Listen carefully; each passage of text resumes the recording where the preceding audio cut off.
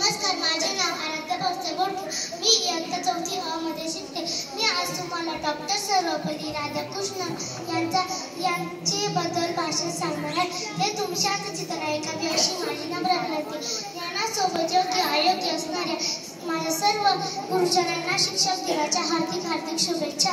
आज 5 September doctor Sarvepalli Radhakrishnan यांचा जन्मदिवस आपण शिक्षक दिन म्हणून साजरा करतो. डॉक्टर सर्वपल्ली राधाकृष्णन भारताचे राष्ट्रीय आणि एक महान विद्यार्थी प्रिय शिक्षक होते.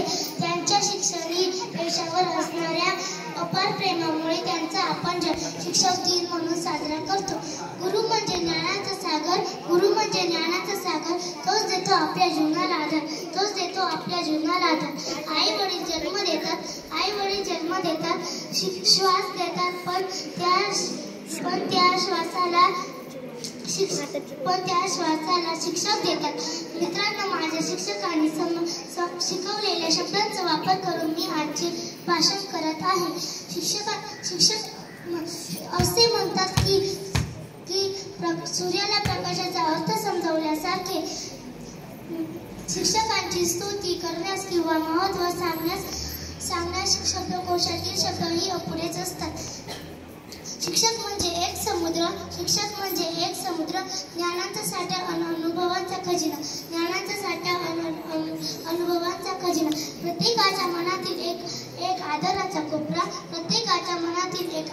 कोपरा, फक्त एक पेन, एक खडू, एक फळा, एक कागद वापरून जगाच्या कानाकोपऱ्यातील ज्ञान क्षणात आमच्या समोर आम्हाला कळेल असे सांगणारे फक्त शिक्षकच असू शकतात. आजकाल काही विद्यार्थी गुगल, जीआय, कृत्रिम बुद्धिमत्ता जसे ChatGPT वापरून इत्यादी वापरून शिक्षकांसमोर स्वतः शहाणपण करण्यात व्यस्त आहेत. धन्यवाद.